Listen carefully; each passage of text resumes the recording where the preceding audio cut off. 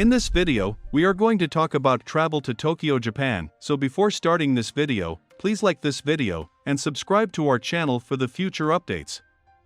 Deciding what to do and see in Tokyo depends on how much time you have, and for your sake, we hope you have a month. The city streets can feel like a game of soccer played at hyper speed, while calmer attractions range from temples, museums, gardens, origami classes, and bohemian sojourns. Tokyo has more than enough going on to put you in a tizzy, so a word of advice: arrive with a game plan and prepare to get lost along the way, in a good way. Here, the very best things to do in Tokyo, just in time for Japan's reopening to travelers, with entry requirements in place earlier this month. Here's a list of the travel to Tokyo, Japan. Let's start. Azuki to Kori. The clean-lined, slate-gray interior of this Kakegori ice specialist sets off the ebullient-shaped ice creations of Patissier Miho Horio. Formerly of two Michelin-starred restaurant Floralage, Horio is one of the young chefs elevating the sweet treat to new heights of refinement. She carefully adjusts the blade of her ice machine to shave blocks of ice made with spring water from Nikko, north of Tokyo, into fluffy, feathery flakes. Shaping the shavings into a delicate mound, she adds fresh fruit and toppings such as homemade syrups, compotes, and foams. Her signature parfait showcases sweet Azuki red beans, the classic Kakegori topping for which the cafe is named, paired with cream and flecks of meringue. Seasonal offerings include salted cherry blossoms with fresh strawberries in spring, and blood orange dusted with grated Amazonian cacao in early summer. KAPPABASHI Street. KAPPABASHI Street, a district in between Ueno and Asakusa, isn't so much a food destination as it is a food-adjacent destination. While it's devoted to the restaurant industry, fresh food isn't why folks come. Instead, the street is a chef's dream of restaurant supply stores that are known best for samparu, replicas of food dishes that are part of a century-old craft and are up for grabs. And, because it's more trade-focused than tourist-focused, the prices can be somewhat economical. Have any curious cooks in the family? This district is their souvenir heaven. Golden Gai. This clutch of narrow streets, tucked in the shadows of Shinjuku, is lined with hundreds of low-slung dive bars with just a handful of seats, all recalling post-war debauchery. There's no order to the scene, and considering that bars are stacked some at ground level, while some are located up steep, svelte staircases, it's just as fascinating to wander aimlessly as it is to arrive with a game plan.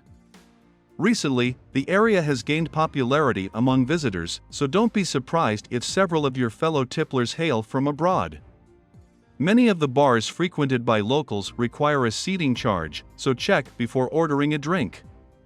Albatross and Aces are welcoming spaces that cater to a mixed crowd. Yayoi Kusama Museum. In a suburban part of Shinjuku, a smooth white building rises 5 stories high, a museum completely devoted to the works of Yayoi Kusama. The building looks slim, but it houses a bulk of the larger-than-life and avant-garde artist's pieces, including an installation of her Infinity Rooms series, an Instagram sensation which, in the past, drew hundreds of thousands of visitors in stateside exhibitions, to polka-dotted paintings and sculptures. The museum changes its exhibition 2 times a year, and as it's still relatively new, it's only cracked the surface of the prolific artist's work. Viewing cherry blossoms in spring. Tokyo, especially noted for skyscrapers and high technology, has richer nature than many first-time visitors expect. Spring is the most popular seasons to visit the country for beautiful cherry blossoms. There are dozens of places to see the gorgeous cherry blossoms that flourish around mid-late March and early April in Tokyo. You can see sakura in full bloom in Tokyo's popular parks including Shinjuku Gyoen, Yoyogi Park, and Inokashira Park. The greenery of the traditional Japanese gardens such as Rikujian Garden and Koishikawa Karakuan Garden is mixed with bright pink of cherry blossom in spring. Hundreds of cherry trees color the sideways along Meguro River and Sumida River. Tokyo Midtown, an entertainment complex in the futuristic urban area Roppongi, shows the cherry blossoms lit up in the evening as well as various dining options. Shibuya Crossing. Anyone remotely impressed that Tokyo is the most populated city in the world should visit the world's busiest intersection at Shibuya Crossing. Massive video screens flashing advertisements tower above every corner as black-suited salarymen, wide-eyed tourists, and bag-toting shoppers wait and cross in concert. The feeling is oddly soothing, a reminder that whatever our disparate paths in life, they all have a tendency to cross at one time or another. The best time to go is at dusk, one of the scramble's peak times and in its most flattering light. The Shibuya Scramble Square Tower above Shibuya Station offers a bird's-eye view of the famous crossing, along with panoramic vistas of the city from the Shibuya Sky Rooftop Observatory, perched 230 meters above street level. KUGE crafts. The traditional technique of mending pottery with lacquer sprinkled with gold dust, kintsugi, is an art form unto itself. The practice, which dates back to the 15th century, is alive and well at KUGE Crafts, a ceramic studio in the quiet Shinkoenji neighborhood of western Tokyo.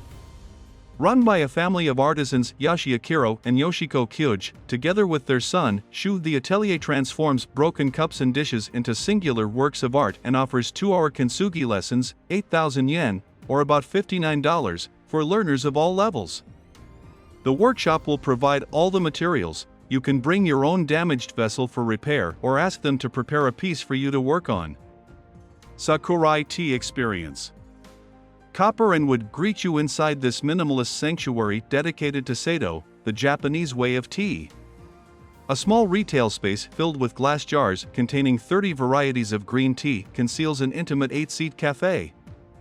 Founder Shinya Sakurai studied for 14 years to become a master, and his modern take on tea ceremony is meditative and illuminating. As Sakurai prepares the infusions behind an L-shaped wooden counter, a continuous stream of water flows from a copper tap, a symbol of purification. Gyokuro, a luxurious variety of green tea grown in the shade, is the specialty here. Sakurai travels the country to select the leaves, which he roasts daily in-house. The tasting flight for 4,800 yen, about $35, is the best introduction to the range of teas on offer. TEAMLAB Borderless Digital Art Museum. The Digital Art Museum TEAMLAB Borderless is one of the most Instagrammable things to do in Tokyo. But this unusual interactive museum is well worth visiting even if you aren't planning to take the perfect photo. It's unlike anywhere we've visited before. There's no map, as the discovery is part of the fun. You wander down dark corridors and choose doors at random to explore the immersive displays that use lights and projections in creative ways. In one room, waves crash on the walls and you sit on a beanbag and feel like a tiny boat bobbing in the sea. In the relaxing floating nest, you lie on a huge net and the room spins around you. In the forest of lamps, you move through a room of colorful changing lights. The athletic forest is even more interactive and features play areas for kids big and small. Simon had fun creating a railway track. Sensoji. Tokyo may not have as many temples as Kyoto, but Sensoji isn't the capital city's most popular just by default. The atmosphere alone here is one for the bucket list. Sensoji, the temple itself, is at the end of the shopping street, while a recently renovated 5-story pagoda stands to the left, ranking in as the second tallest pagoda in Japan. Japanese visitors flutter around a large cauldron in front of the temple where incense burned inside is said to benefit good health. Travelers keen to avoid crowds should arrive early, but even tourists that are remotely interested in Japanese culture will find something to appreciate here. Izakaya Alley, get tipsy like locals. Tokyo has hundreds of thousands of fancy restaurants and bars serving fine and high-quality meals, but for more unique booze experience, Izakaya Alley, Yokocho, is an amazing dining option. Izakaya is Japanese-style bar/gastropub serving drinks and Japanese food or snacks, at relatively cheap price usually. Izakaya bars are especially popular among salarymen and locals to hop in right after work for a couple of beers. Izakaya alleys are old-fashioned, smoky narrow streets clammed by small izakaya bars. Some of izakaya are very tiny and have only a few seats. Sitting next to local and sipping a glass of sake with authentic Japanese dishes/snacks could be a whole new experience for foreign tourists rather than dining at high-end bars. There are several atmospheric izakaya alleys and drinking districts in Tokyo such as Shinjuku, Shibuya, and Ueno. Tokyo Skytree. Topping off at 2,080 feet, the Tokyo Skytree is the tallest tower, that's tower, not building, in the world. From the broadcast tower's 360-degree observation decks, the whole city, its striking skyscrapers and neon intersections, looks like a magical circuit board. It's a major tourist attraction and a ticket isn't cheap, up to 3,400 yen, or $25, for combo tickets, but even if you don't pay to go inside, there's no denying that the Tokyo Skytree brought the skyline to a whole new level. Depending on where you're staying, it can be an out-of-the-way trip to eastern Tokyo. Luckily, a train station gets you right near the entrance.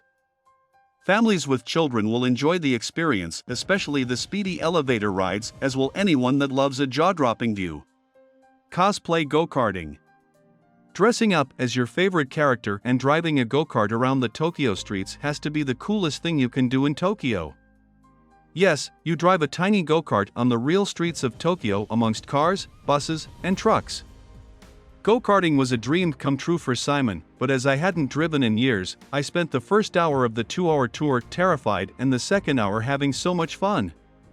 It's a surreal experience as you drive past skyscrapers and tiny shrines, busy crossings and quiet residential neighborhoods, all while people stare, wave, and take your photo.